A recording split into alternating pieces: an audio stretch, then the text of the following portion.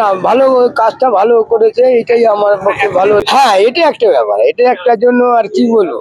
হ্যাঁ হ্যাঁ, এটা হলে তাহলে ভালো হয়। মানে হচ্ছে কি হ্যাঁ, 2 মাস পার হলো, 31টা ইয়েতে আমাদের যেন এই কাজটা এরকম ভাবেই হয়। সেটা হচ্ছে গিয়ে আপনাকে কি বলবো যে এরকম ডাইরেক্ট এরকম তো বলা যায় না, কাজের উপরে নির্ভর করবে। এরপরে জেনারেল যখন হচ্ছে আসবেন, তখন হচ্ছে গিয়ে এর পরিপ্রেক্ষিতে পাওয়া যাবে। ওটা মেন তো দরকার, কেননা সামনে একটা রামকৃষ্ণ মিশন আছে, এই একটা ব্যাপার আছে। তারপরে হচ্ছে এখানে ময়লাপত্র ফেলার হচ্ছে ব্যাপার আছে।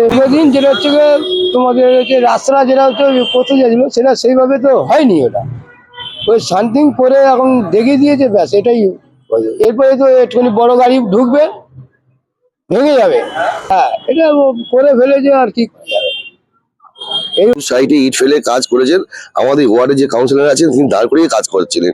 আমাদের রাজপুর সমাজ যে পৌরসভার পৌরপ্রধান পল্লব কুমার দাস, উনি নিজে থেকে সার্ভে করেন এবং সাংশন হয়েছিল রাস্তাটা হবে। এবং হঠাৎ করে যেমন অভিষেক বন্দ্যোপাধ্যায় আসছেন, তার আগে রাস্তার কাজটা আবার সম্পূর্ণ হলো এবং ভালো হলো। লোকের পক্ষে খুব সুবিধা হয়েছে যাওয়ার জন্য।